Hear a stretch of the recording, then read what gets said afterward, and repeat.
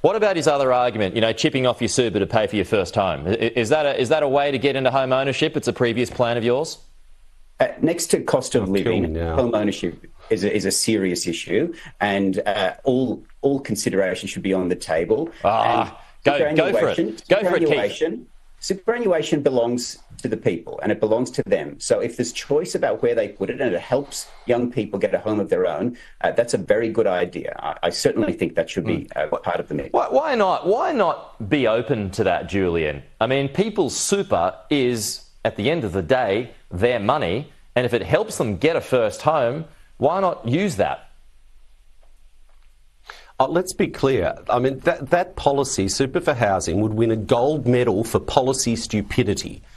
You don't make housing more affordable by making it more expensive, and that's exactly what this policy would do. That's why the previous Liberal government, term after term, when some idiot backbencher floated it, would say, no, it's a dumb idea.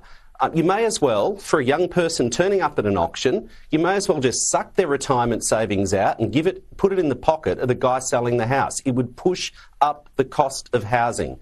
I mean, it's a double whammy, isn't it? Making housing more expensive and advantaging the people who already own property and trashing the retirement savings of low and middle income earners. I mean, you can't be clearer. But look... Yep, 10 seconds. Wrap it up, Julian.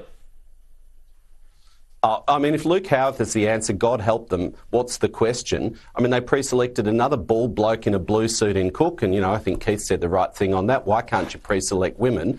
But, I mean, really, Peter Dutton's obviously desperate. He's promoted a whole bunch of people. He said it yesterday, actually. He's promoted a whole bunch of people into assistant minister jobs that don't even exist. Keith, he's got far more than you can ever have in government. Why didn't you get a Guernsey, Keith?